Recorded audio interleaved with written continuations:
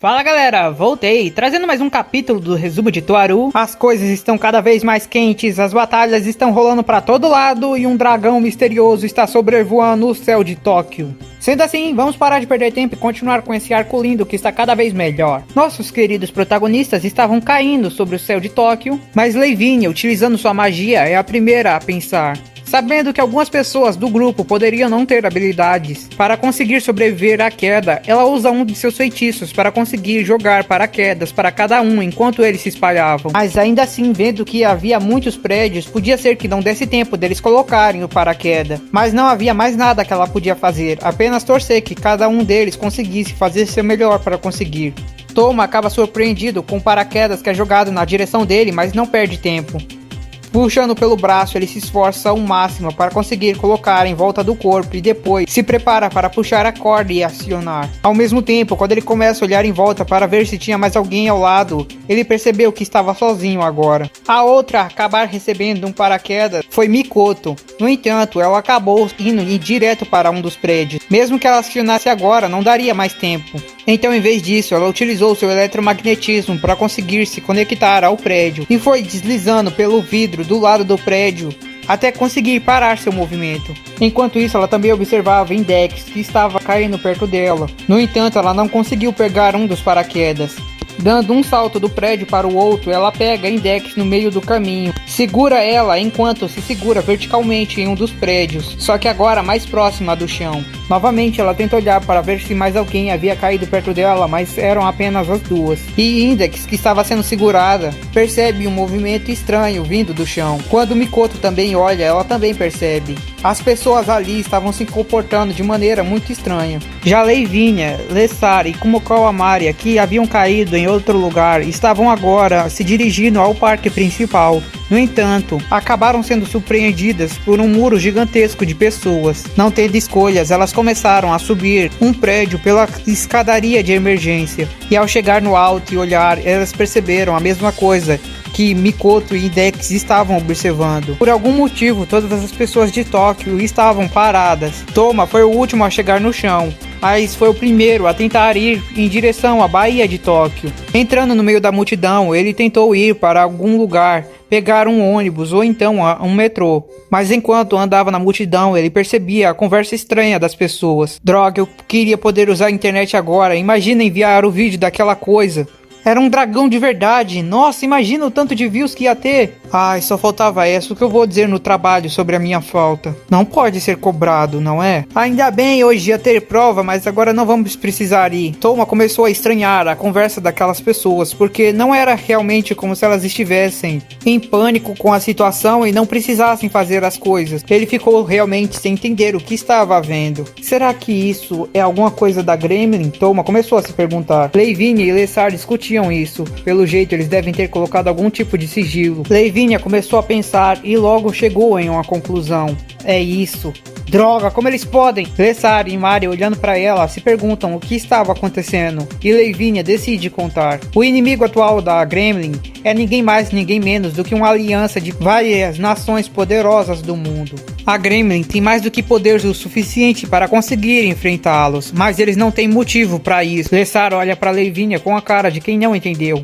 Pense, atualmente, a Gremlin já tem tudo o que ela quer. Ela já tem todas as peças da Gangnir e já está na construção dela. Ou seja, vencer a aliança ou não faz diferença. Sendo assim, eles nem têm motivos para participar de uma batalha contra a aliança. No entanto, se a aliança realmente fizesse o ataque ao esconderijo, isso iria acabar fazendo com que no mínimo eles tivessem que atrasar um pouco os planos. E isso a Gremlin não deve querer de jeito nenhum. Sendo assim, o que eles buscam não é realmente uma vitória em uma batalha, e sim que os inimigos não possam fazer sequer um movimento. Afinal, para a vitória deles não é a vitória da batalha que eles desejam, e sim que ninguém faça nada que atrapalhe os planos deles de se realizar de qualquer forma. E daí, Lessar pergunta, e Lavinia responde. Então, eles vão utilizar toda a Tóquio como uma espécie de refém para fazer com que a aliança não possa se mover. Utilizando esse sigilo em volta de Tóquio, eles fazem com que toda a população desista de fazer qualquer movimento. E com isso, eles têm toda a população de Tóquio em suas mãos, podendo fazer o que quiser. Além disso, os outros não podem atacar. Kumokawa Maria, que estava ali, presta atenção em tudo aquilo e fala: Ei, vocês têm certeza do que vocês estão falando? Do jeito que estão dizendo, parece até que essa tal de Gremlin está jogando com a vida de todas as pessoas de uma nação inteira. Lessar a encara e fala: É claro que estamos falando sério. Afinal, esse é o poder de um grupo que conseguiu comprar guerra com várias nações de uma vez só. Se eles planejam apenas ganhar tempo, fazendo com que os inimigos não atrapalhem até conseguirem a Gungnir, qual você acha que vai ser o próximo passo deles, Lavinia? Lessar pergunta, encarando diretamente a Bahia. Próximo movimento deles, ela começa a pensar em tudo que aconteceu até agora.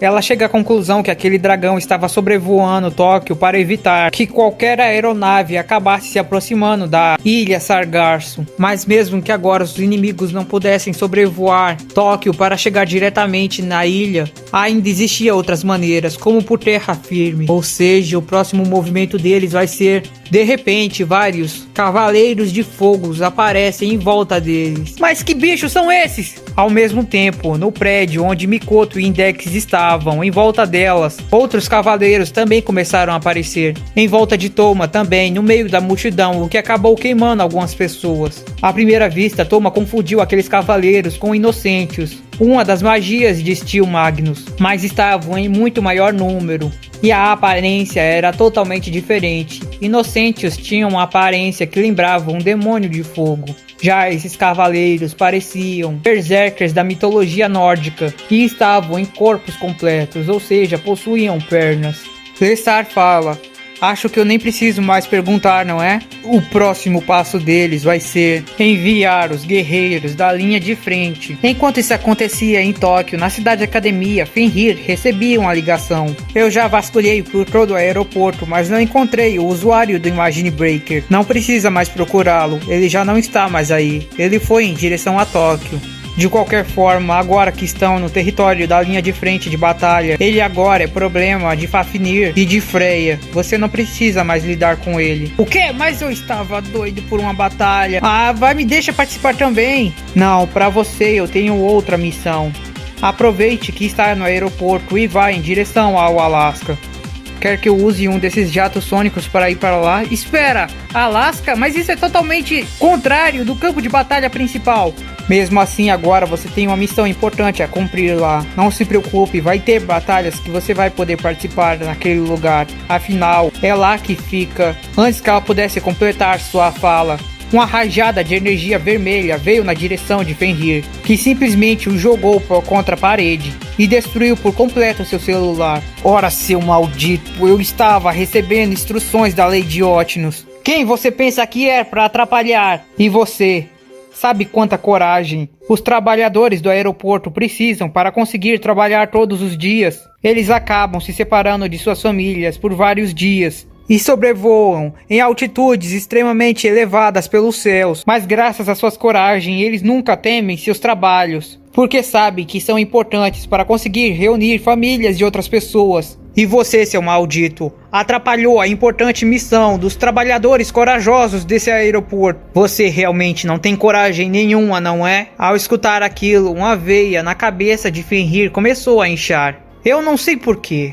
Eu não te conheço nem nada do tipo, mas agora eu estou aqui me segurando pra não comer a sua cabeça, seu maldito arrogante. Quem você acha que é pra dizer que eu não tenho coragem? Eu sou Sogita Gunha e vim ensinar a importância do trabalho das pessoas de um aeroporto. Amazing Punch! Depois de soltar um incrível grito como resposta, Gunha estica seu braço direito para a frente e uma misteriosa energia vermelha responde, dividindo o chão que estava entre eles. A energia vai em alta velocidade para a direção de Fenrir. Se acha mesmo isso, estude para virar um piloto de avião ou algo do tipo quando crescer. E não venha desperdiçar a vida tentando lutar contra mim, seu pirralho idiota. Depois de responder aquele grito de Sogita, Fenrir abre a boca e uma espécie de rachadura negra aparece entre os dois, como se fosse uma mandíbula negra se abrindo no meio da realidade. Ela devora completamente o ataque de Gunha. E depois Fenrir fala: até que o gosto não é tão ruim. Gunha olhando fica sem acreditar. Você comeu o meu ataque? Caramba, que coragem! E Fenrir animado fala: E você não tem um ataque nada mal. Vamos nos divertir um pouco mais, garoto. Mas de repente Fenrir se lembra das ordens que acabou de receber. Droga, pensando bem, eu não tenho tempo para perder aqui. Mas acho que não vou receber reclamações se depois avisar que eu atrasei alguns minutos, porque estava lidando com um inimigo poderoso, não é? Lambendo os lábios, Fenrir fala: seu nome era Sogita Gunra, não é?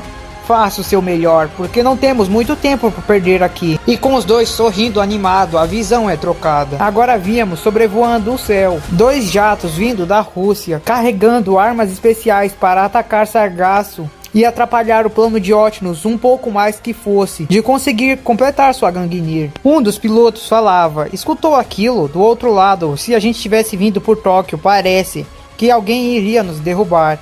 Eu imagino que seja uma nave inimiga. Mas quão poderosa é essa tal nave para eles terem tanta certeza que iriam nos derrubar? Eu escutei que talvez o nome dessa tal nave seja Dragão ou algo do tipo. Dragão? Que coisa estranha. Será que a aparência dela lembra de um dragão? Seja como for, vamos escutar as ordens do comandante a atacar a tal ilha cemitério e depois dar o fora. A aliança estava impedida de se mover, porque a Gremlin agora tinha como refém toda a Tóquio. No entanto, ainda era possível realizar ataques às escondidas, contanto que não fosse algo aprovado por toda a aliança. Pelo menos essa foi a teoria que os líderes da aliança acreditavam. No entanto, quando as naves se aproximaram da ilha Sargasso, alguém misterioso apareceu, como se tivesse saltado para cima dos jatos. Você viu aquilo? Parecia que alguém havia saltado para cima. Não diga idiotice, um dos motoristas do jato falava para o outro. No entanto, de repente, tudo que ele escutou vindo do comunicador era chiado. Ei, você está bem? Aconteceu alguma coisa? Quando ele tenta olhar pelo monitor o que havia acontecido, o outro jato que vinha acompanhando foi derrubado. E então, olhando para uma das asas do seu, ele percebeu que realmente tinha alguém em cima da asa do jato, como se não fosse nada, e apontando sua mão para o jato, como se estivesse fazendo o símbolo de uma pistola com os dedos. Ele dispara uma rajada de energia do dedo, de cor roxa, que destrói o avião, e depois salta novamente para o chão. Aquele garoto era Jormungand, outro membro da Gremlin que havia ficado responsável de proteger a ilha Sargasso contra esse tipo de ataque, vindo do oceano. Desse jeito não vai ter muita coisa para eu fazer. De repente, ele observando o céu, ele percebe que uma aeronave gigantesca começou a se aproximar. Ei, tá brincando? O que é isso agora? Novamente, ele salta até lá em cima. Isso daqui também é para atacar a ilha Sargasso? Eles nem estão tentando esconder os ataques. É simples, é porque foi decidido que não existia motivos para esconder. Já que notamos que a pessoa que estava derrubando os caças até agora que vinham para essa direção era apenas uma pessoa. E o Murgan começa a olhar pela asa do avião e percebe uma criatura de fogo falando com ele.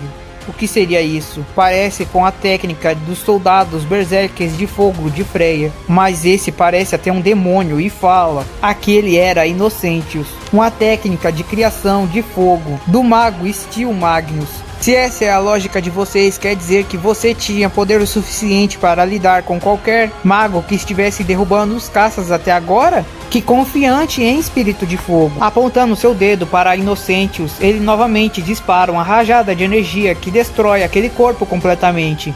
Mas de repente, o ser de chama se regenera automaticamente. Você vai precisar mais do que isso se quiser tentar derrotar Inocentius. Retiro o que eu disse. Essa habilidade é diferente dos soldados de fogo de Freya.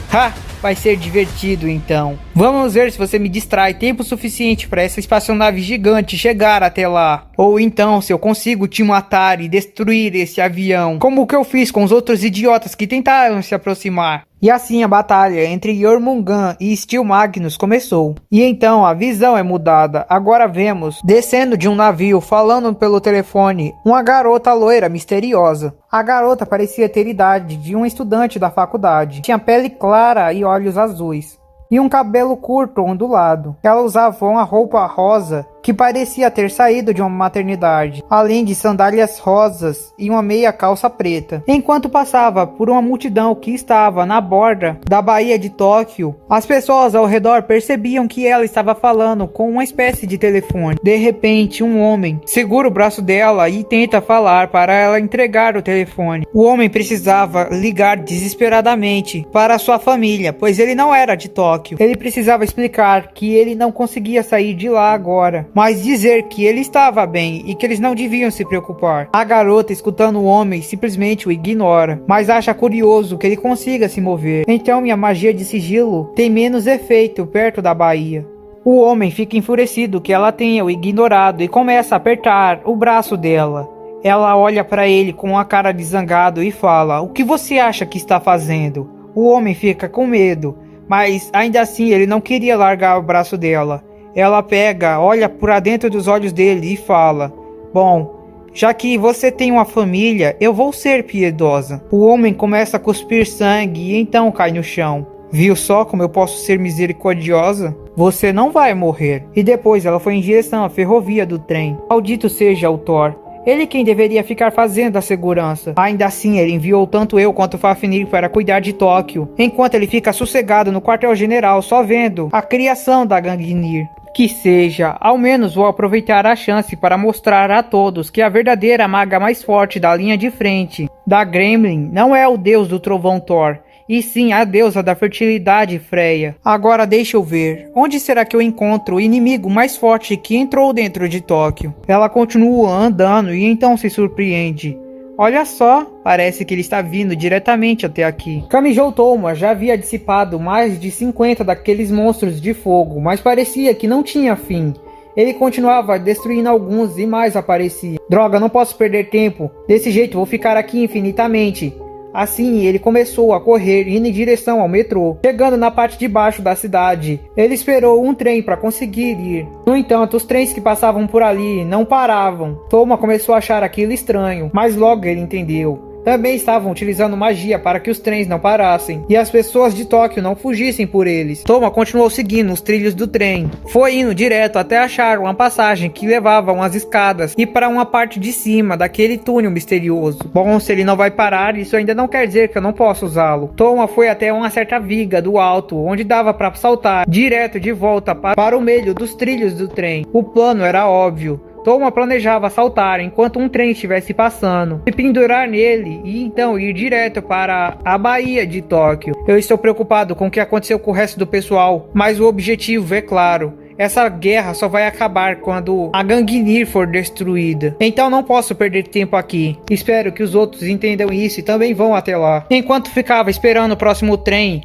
Toma olhava pela beirada e ficava com uma cara extremamente branca. Droga, o plano é óbvio e até bom, mas...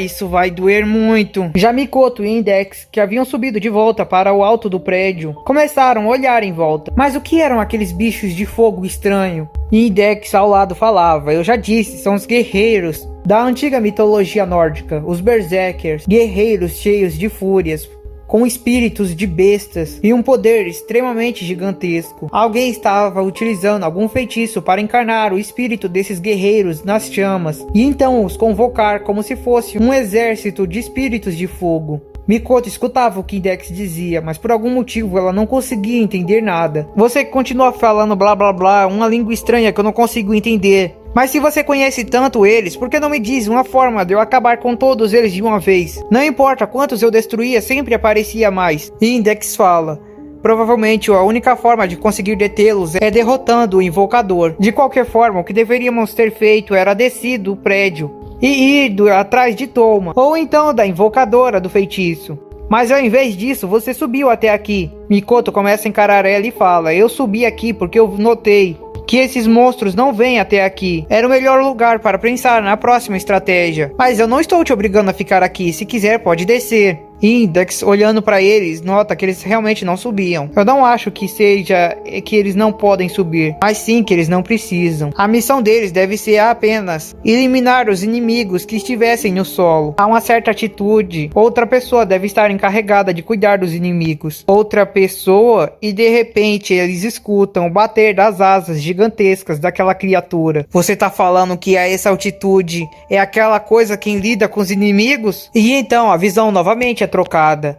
Como Kawamari, Alessar e Lavinia continuavam correndo em direção à Baía de Tóquio. Eles não estavam utilizando metrô, nem ônibus, nem nada, apenas estavam correndo o máximo que podiam naquela direção. Droga, temos que ir o mais rápido possível. Conhecendo aquele garoto, com certeza ele vai ir pra lá. Mas se estivermos certos, ele vai acabar indo sozinho para o campo de batalha, já que o resto dos países não vai fazer nenhum movimento. Se ele for sozinho, muita coisa errada pode acontecer e os inimigos podem até o localizar. E aí iremos perder nossa arma secreta contra a lança. Mas exército daqueles cavaleiros de fogo apareciam mais facilmente, criando sua chuva de lâminas de água. Lavinia destruía cada um dos cavaleiros que aparecia. Alessar vendo aquilo fala, inacreditável. E Lavinia, nem é pra tanto. Eu tenho certeza que você também conseguiria cuidar de todos eles facilmente. E Alessar respondia, não era disso que eu estava falando. Eu estou falando do número absurdo que esses monstros continuam aparecendo. Com certeza, não é como se estivesse mirando especificamente a gente. E sim, atacando todos que considera inimigo. Mas ainda assim, o número de tantos que apareceram pra gente é absurdo. Eu não sei quem é o invocador do feitiço, mas ele com certeza deve ter uma quantidade de magia gigantesca para conseguir fazer tudo isso e não dar um minuto de trégua. Como Kawamari, a garota que estava com as duas, era uma Esper e por isso não conseguia entender nada quando elas começavam a falar de magia. Então sempre que elas começavam, ela tinha o costume de parar de escutá-las. E dessa vez, ela tinha algo que não saía de sua cabeça, o que acabou ajudando. Ela não parava de pensar que alguns metros dali, na Baía de Tóquio, estava o corpo de seu professor andando,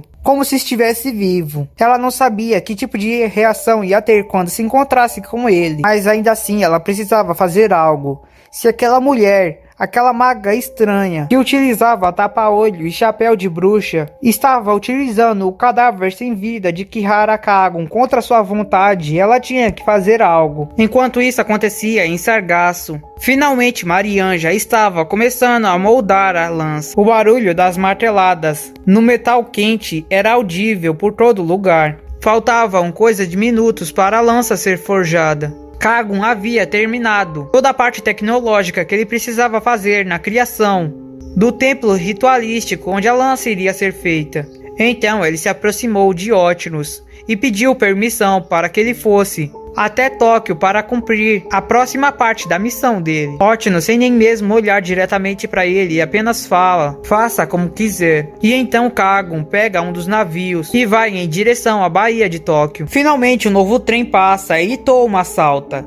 Ele acaba rolando assim que atinge o primeiro vagão e começa a rolar para o segundo. Ele se segura antes que caísse pelo espaço entre os vagões e finalmente começa a levantar um pouco a cabeça, mas se esforça para não levantar demais e acabar batendo com o teto. Olhando para frente, Touma percebe que daqui a pouco ele iria sair de dentro daquele túnel subterrâneo. E assim que o faz, ele percebe que o trilho agora levava por uma espécie de ponte bem acima do nível do chão. Por causa da troca de iluminação de escuro para luminoso, rapidamente Touma acabou fechando os olhos por poucos minutos. E assim que abriu novamente, ele começou a estranhar, pois uma garota estava na frente dele. Ela estava ali, simplesmente estava ali, parada, em pé, o encarando de frente. Touma também começa a se levantar e pergunta quem era ela. Ela responde com, se eu disser, eu sou um membro da Gremlin, das linhas de frente, você vai conseguir entender? Afinal, você já se encontrou com alguém parecido comigo antes, não é? Ao escutar aquilo, Touma se lembra da apresentação de Thor. Pelas informações que eu recolhi dos meus cavaleiros de fogo, você foi aquele que mais destruiu deles. Então, isso significa que você deve ser o mais forte. Sendo assim, eu, Freya, a deusa da fertilidade, vim aqui pessoalmente para te eliminar. Touma falava em seus pensamentos,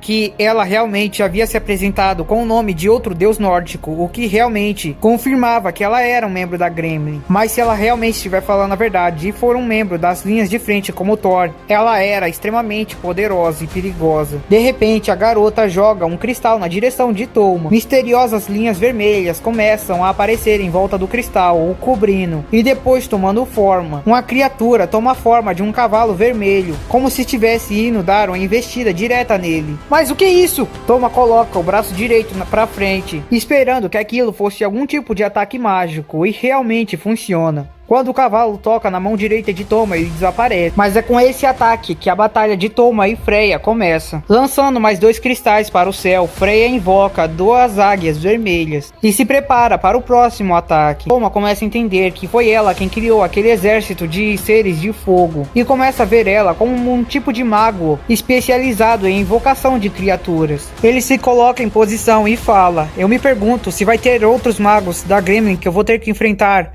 antes de chegar no esconderijo de vocês." E Freya respondia: "Você não tem que se preocupar com isso, porque você não vai passar daqui." E os dois preparavam-se para fazer o ataque. No entanto, a visão acaba mudando. Agora estávamos no centro de Londres, em um bar. Um homem, utilizando seu laptop enquanto bebia, estava cuidando de alguns negócios no estrangeiro. Aquele homem de barba e um copo de uísque na mão era Misaka Tabigaki, o marido de Misaka Misuzu e o pai de Misaka Mikoto. A parceira de negócios dele conseguia perceber, pela cara que ele estava fazendo, que os negócios estavam indo bem mais ou menos. Mas ela também se pergunta se realmente era a hora dele ficar preocupado com isso. Tabigaki olha para ela e pergunta por que ela estava falando isso. Ela fala que ele já devia saber o que estava acontecendo em Tóquio, então não era mais importante ele ir ajudar a família dele. Afinal, que tipo de pai não sai correndo para salvar sua família em tempos de guerra? Tabigaki se zanga e fala: "Acha que eu não tentei todos os métodos? Eu tentei todas as companhias aéreas, mas todas fecharam. Eu tentei usar minhas conexões com as forças aéreas, mas nenhum daqueles idiotas respondeu. E os únicos líderes do exército americano que me responderam disseram que não podiam se mover enquanto nenhuma ordem do presidente fosse dada." A parceira de Tabigaki fala: Epa, algumas coisas que você falou aí me assustaram um pouco. O que você quis dizer com minhas conexões com as forças aéreas e o exército americano? Além disso, eu também tentei utilizar a viagem espacial civil. Sabe, aquele foguete que te manda pro espaço. Eu pensei em um daqueles, para conseguir pelo menos sair daqui. E depois usar outro para voltar para o Japão. Mas nem mesmo eles quiseram se mover, já que ficam falando sobre essa tal guerra imaginária. Eu tentei vários métodos possíveis, eu queria estar lá agora. A minha vontade é de dar uma surra em quem quer que seja que esteja fazendo toda essa confusão. Droga, talvez eu devesse logo era comprar um avião de guerra soviético com a máfia europeia. A parceira de Tabigaki fala: Entendi, você cuida da sua família. Mas calma, desse jeito você vai acabar fazendo algum tipo de loucura. Meu Deus, se eu não estiver aqui para segurar ele, quem sabe o tipo de maluquice que ele faria?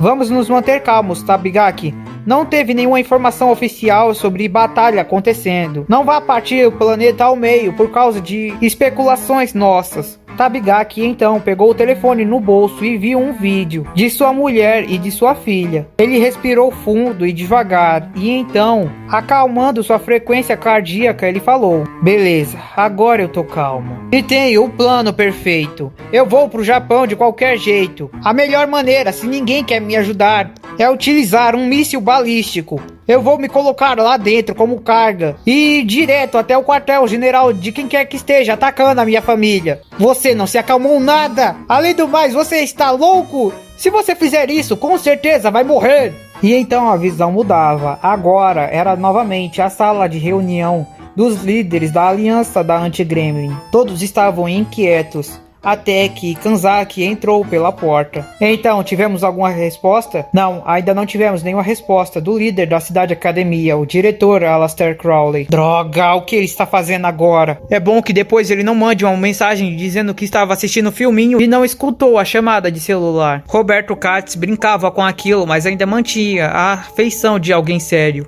A dama de Versalhes tomava a palavra e então dizia: "Desista logo disso, vamos logo iniciar a segunda fase do ataque, não vai adiantar.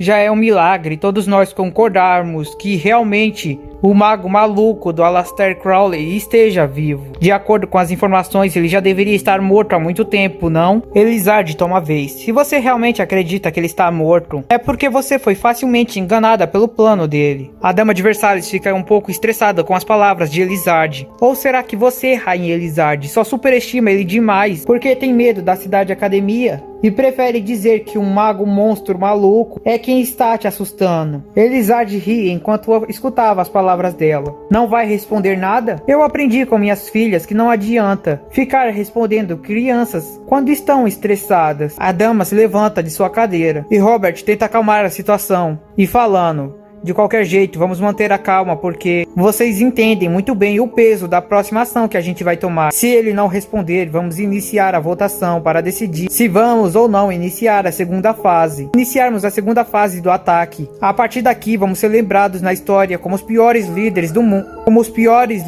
mundo. Afinal, iremos iniciar o ataque mesmo sabendo que iremos estar várias vidas inocentes das pessoas de Tóquio. E a dama, olhando para Robert, fala: de qualquer forma, estaremos sacrificando algumas para salvar a de milhares. Se a Gangnir for feita, não vai ser só Tóquio ou a nossa nação que vai ser destruída. Vai ser o mundo todo. Faça as contas. De qualquer forma, já era óbvio que pessoas iriam morrer durante a batalha. Enquanto isso, Kanzaki se perguntava o que estava acontecendo nas linhas de frente agora. Mas era só isso que eu queria trazer por hoje. Espero que tenha curtido. Se inscreva no canal, deixe seu like, vire membro que isso ajuda muito. As coisas estão esquentando. No próximo vai ser bastante porrada, tiro e bomba. Mas era só isso. Valeu, falou, fui!